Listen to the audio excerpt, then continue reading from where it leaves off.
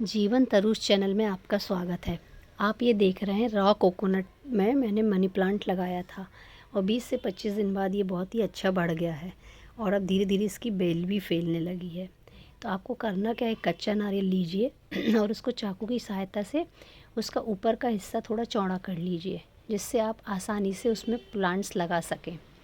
इसके बाद आप इसमें हैंगिंग बनाना चाहते हैं तो ऊपर 4 होल कर लीजिए और उनमें रस्सी लगाकर हैंगिंग बना सकते हैं।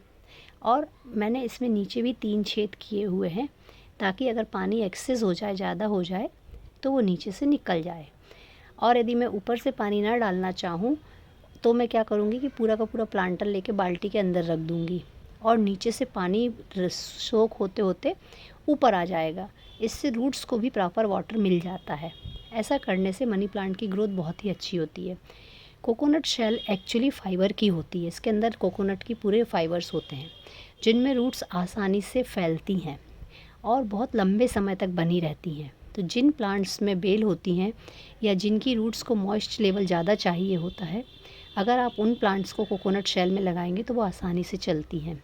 अब ये कोकोनट इधर उधर बैठता नहीं है, तो इसके लिए मैंने क्या किया, एक मटकी के ऊपर का हिस्सा ले लिया, वो एक स्टैंड का काम करेगा।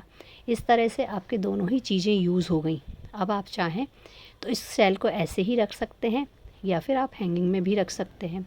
अगर आपके पास समय है तो आप इसके ऊपर एक अच्छा सुंदर सा पेंट कर लीजिए, डिज़ाइन बना लीजिए और उसके बाद आप अपने बेडरूम या गेस्ट रूम या कहीं पर भी इसको सजा सकते हैं।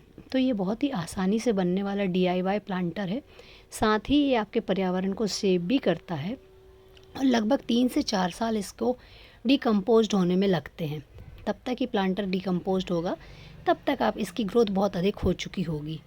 तो ये जो आप देख रहे हैं, ये मेरे पुराने मनी प्लांट की लंबी लंबी रूट्स थी जिनको मैंने संभाल कर रख लिया था और आज मैंने उन्हीं रूट्स में वापस इस मनी प्लांट को लगा दिया है।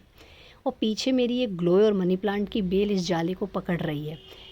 साथ ही जब इस मनी प्लांट की भी ग्रोथ होगी तो ये पूरी जाली को कवर कर लेगी, तो ये देखने में बहुत ही सुंदर लगेगा।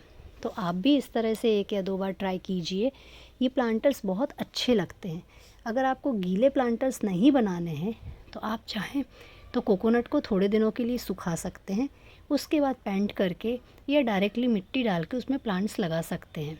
बस आपको ध्यान इतना रखना है कि 1 या 2 होल्स ज़रूर कीजिए आप प्लांटर्स में, ताकि एक्सेस वाटर निकलता रहे और आपका मनी प्लांट सूखे नहीं और ना ही प्लांटर बहुत जल्दी सड़कर ख़राब हो।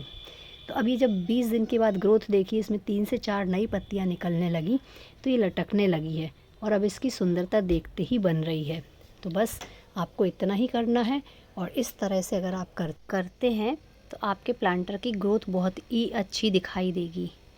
तो आप इसको पास से देखिए, ये वाकई में बहुत सुंदर लगता है और इसको बनाने में मुश्किल से ½ एन आवर भी नहीं लगता। आधे घंटे में आपका एक प्लांटर तैयार हो जाता है। और हमारे ये कोकोनट की शेल तो हमको कहीं से भी आसानी से मिल ही जाती है। तो आप इसी तरह से अपने पर्यावरण को सेव कर सकते हैं, अपने घर में हरियाली बढ़ा सकते हैं और देखते ही देखते इतने सारे प्लांट्स बन जाएंगे कि आपको खुद ही पता नहीं चलेगा, क्योंकि इनमें फाइबर के साथ साथ मॉइस्ट लेवल होने से इनमें प्लांट्स की ग्रोथ भी बहुत अच्छी होती है। तो बस इतना ही, आप इसको ट्राई कीजिए और शेयर कीजिए।